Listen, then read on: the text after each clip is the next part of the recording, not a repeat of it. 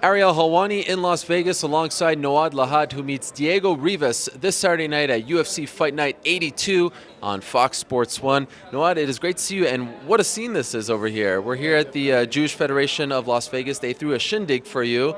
This must be quite the honor. It is, and especially we raised some money here for a good charity, and I'm happy I was able to help with that. So when you found out that they wanted to throw a little evening for you, what was your reaction? Because you're also here to cut weight, you're preparing for your fight on Saturday. How did you receive the news? Well, a little bit embarrassing, obviously, but and humbling at the same time. People like that wanted to meet me. I'm just a fighter, and I didn't know what to expect coming here. And coming here, meeting all the people was a great honor. Is this the first time in your career before a fight that a local community has thrown something like this in your honor? Yes, definitely. Well, it's apropos given the fact that you're now 2-1 in the UFC and climbing up the ranks. Yeah, especially I think climbing up the ranks, more people hear about me. So I hope for more things like that. So the last time we saw you was in June.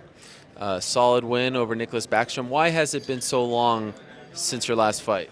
I had my son who was born 2 weeks before the fight, and right after the breed, I went to Germany. So I wanted some time to enjoy him.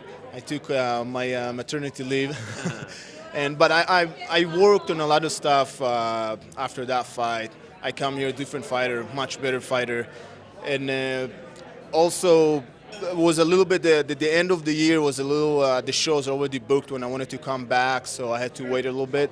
But I'm happy with starting the year with a bang. It's interesting. You were talking to the people here earlier about your experience in Germany. We spoke about this a little bit before the fight. I didn't know that you had personal security walking you to the cage, taking you back. Was it ever a little uncomfortable for you? I mean, you've been through a lot, you've seen a lot, but what was it like after being there?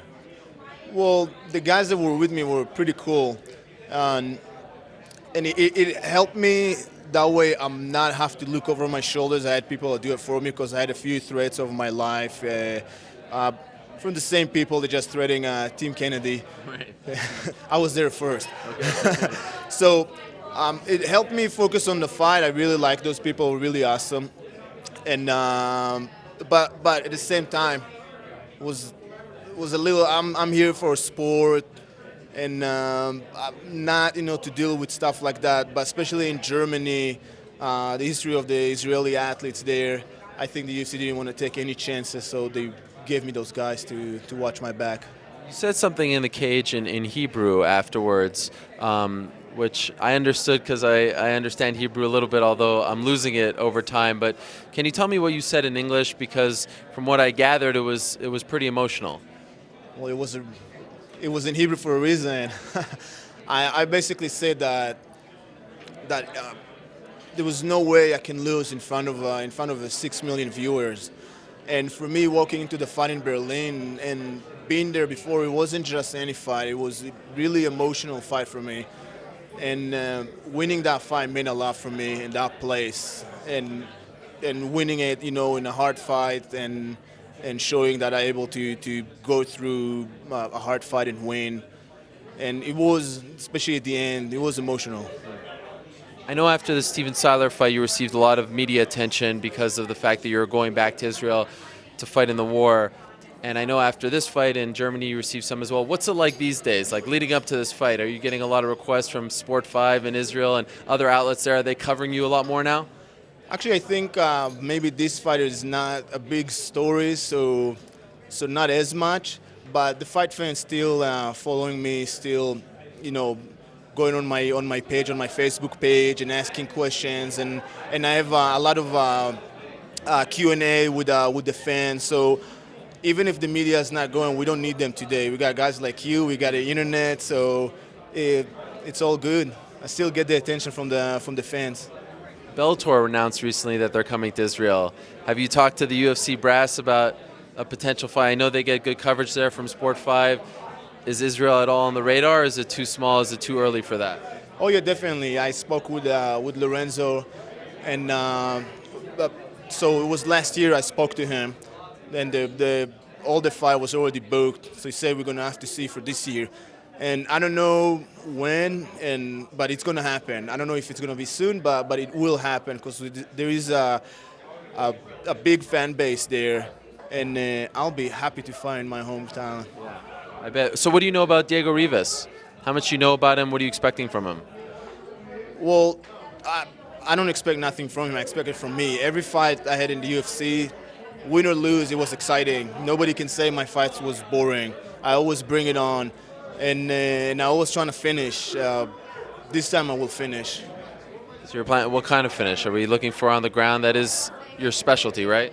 I'm not picky. Okay. Whatever, I like to punch. I like to take down. I like everything. So I enjoy the fights. That's what I bring to the cage. I really enjoy it. I don't think about the points. That's why my fights are exciting, because I fight with passion. I really enjoy it, and I expect to enjoy this fight. Your teammate Cain Velasquez was supposed to be in the main event. He actually just announced today that he had successful back surgery, so that is very good news. What's the mood like?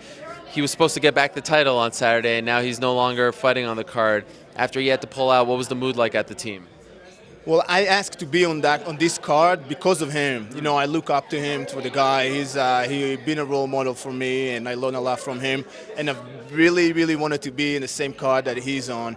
And he had to pull. He had really bad injury, and it wasn't bad, but it was handicap him from training. He couldn't train, and obviously couldn't fight.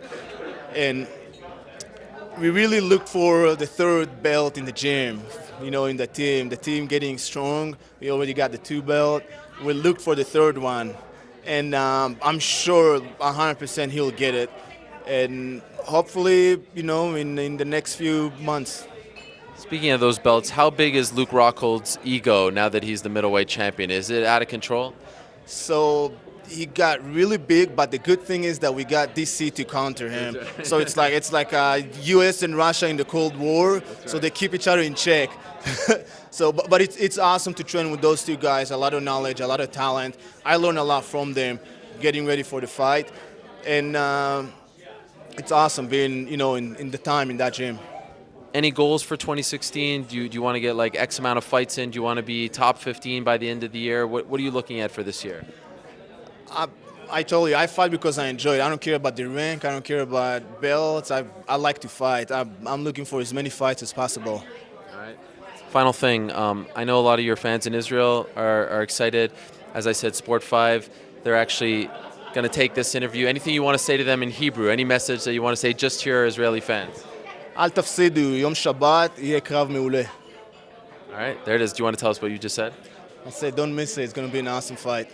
Okay. Again, congratulations on all of this. Really cool to be here and be a part of it. And, of course, good luck on Saturday. Can't wait to see you fight in person. Thank you very much.